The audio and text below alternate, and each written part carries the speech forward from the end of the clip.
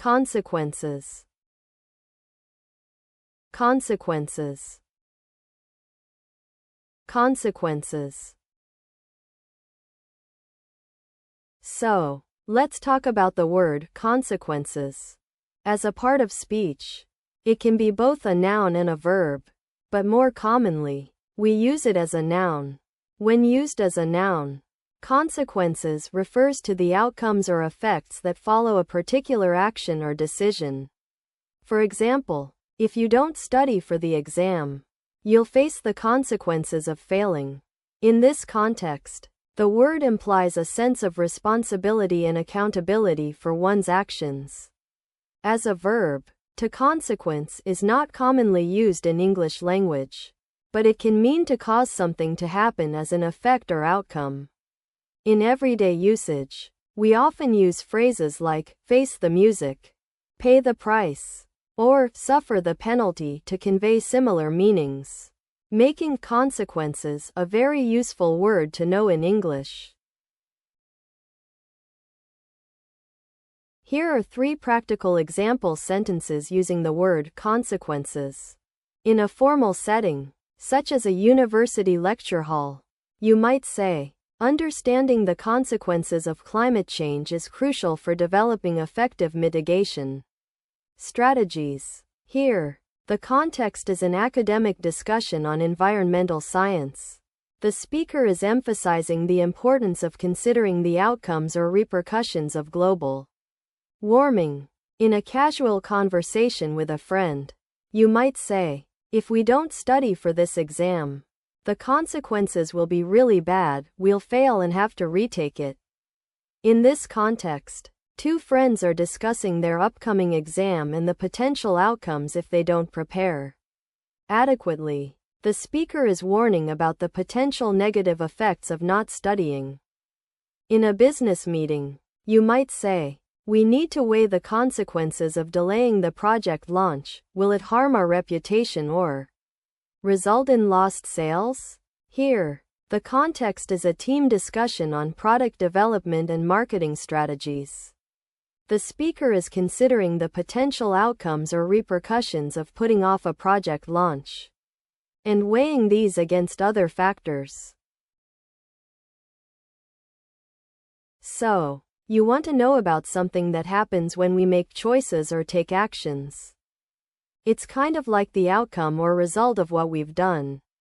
Good or bad, mainly, it's about how things turn out after a decision is made. And sometimes those outcomes can be not what we expected or wanted. Think about it like this. If you don't study for an exam, you might get a low grade. That's one type of outcome that happens when you don't take action to prepare. Similar concepts might include effects, results, or even outcomes themselves.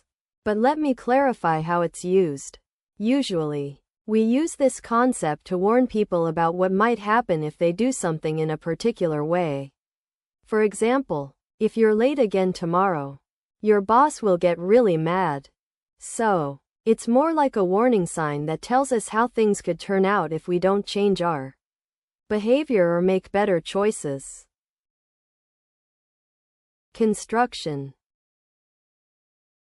Construction. Construction. The word construction is a noun that refers to the act or process of building or making something physical, such as a house, bridge, or machine. It can also refer to the way in which something is made up or put together, like the construction of an argument or a theory.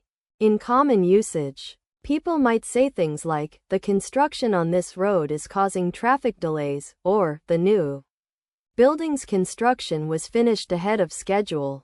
One special note about its usage is that construction can sometimes be confused with the word destruction, which means damage or breaking down something. So, if someone says, the new policy is going to lead to construction of a new system, you would know they mean it will create something new, not destroy something existing. Here are 3 example sentences using the word construction with varying levels of formality. I'm attending a meeting at City Hall today to discuss the proposed construction of a new skyscraper in downtown, which is expected to bring in thousands of jobs and revitalize the local economy. My friend and I were trying to build a treehouse for our kids this weekend. But the construction process was way more complicated than we anticipated. We ended up calling in a professional.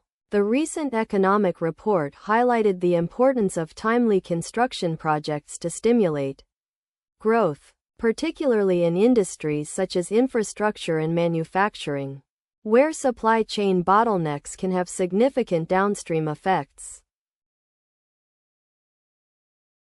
So you want to know what construction means? It's actually a pretty straightforward concept. Basically, when we talk about construction, we're referring to the process of building or putting something together from smaller parts, like a house, a bridge, or even a piece of furniture. The main characteristics of construction are that it involves creating or assembling something physical, like a building or an object, by combining materials, tools, and labor. Some similar concepts or synonyms for this idea might include words like building, erection, or assembling, which all refer to the process of taking individual components and turning them into something larger and more complex. And when it comes to how construction is used, well, it's everywhere in our daily lives. From the buildings we live and work in, to the roads and bridges that connect us, to even the simple objects on our desks or in our homes. Consumer. Consumer. Consumer. So, you want to know more about the word consumer, right? Well, let's break it down. As a noun, a consumer refers to someone who buys, uses, and often disposes of goods or services. In common usage, this term is often used in economics and marketing to describe individuals or groups that purchase products or services, such as food, clothing, electronics, or even experiences like travel or entertainment. You might hear phrases like the consumer market or consumer behavior, which refer to the trends and patterns of how people consume goods and services. One special note about its usage is that consumer can sometimes be used in a more general sense to describe anyone who uses something, not just someone who buys it. For example, you might say the consumer of news or the consumer of energy.